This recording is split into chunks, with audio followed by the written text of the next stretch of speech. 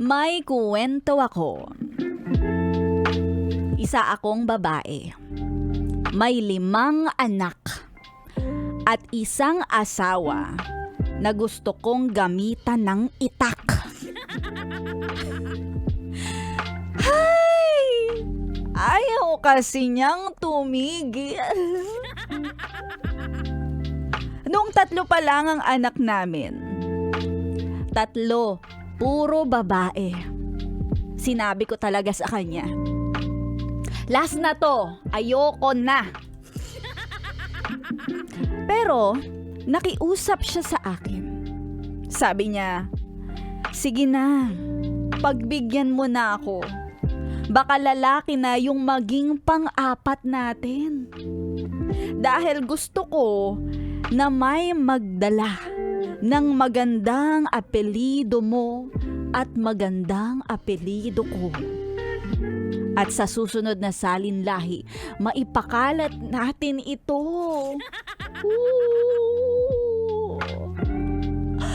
Ay, makulit siya.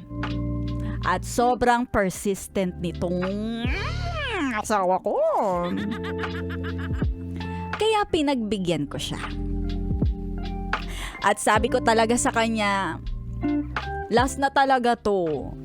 Please, please honey. Kaya naman sa pang-4, dininig naman ni Lord ang aming panalangin. Nagka-baby boy na kami. Ay, congrats.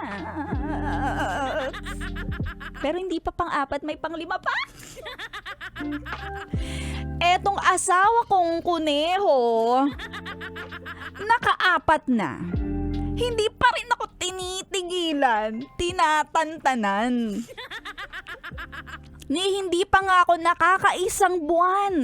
Sa recovery mula sa panganganak ay gusto ng umarangkada. Sabik na daw siya sa akin. Wala naman akong pakialam. 6 months siyang nagdusa. Walang jurot-jurot. Hindi rin naman siya yung naghihirap.